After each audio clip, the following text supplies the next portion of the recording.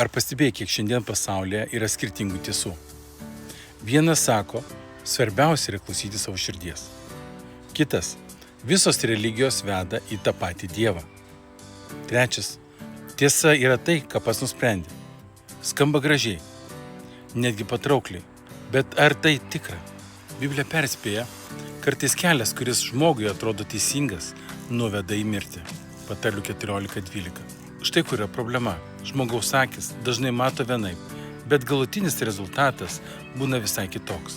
Lyg kelias per dykumą.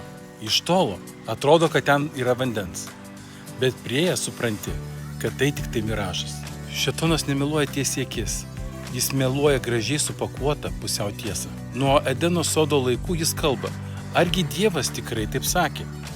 Šiandien tas pats balsas skamba per įvairius mokymus, filosofijas, dvasinės praktikas. Ir daugybė žmonių pasiduoda, nes atrodo patrauklu. Bet Jėzus pasakė, aš esu kelias, tiesa ir gyvenimas. Ir niekas nenueina pas tėvą kitaip, kaip tik per mane. Jono 14:6. Pastebėk, Jėzus nesako, aš žinau kelią. Jis sako, aš esu kelias. Jis nesako, aš mokau tiesos, tačiau jis sako, aš esu tiesa.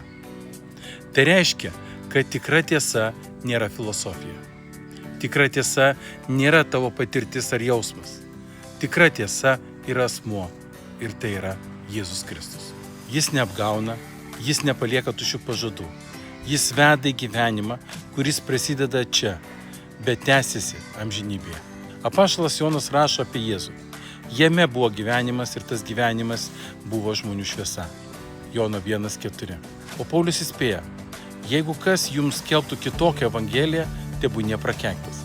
Galatams 1:9. Matome, kaip svarbu atskirti, kas yra tikra, o kas tik atrodo tikra. Nes nuo to priklauso ne tik mūsų kasdienybė, bet ir amžinas mūsų likimas. Todėl šiandien kviečiu tave. Nepasiduok miražams. Nesek tuo, kas tik gražiai skamba.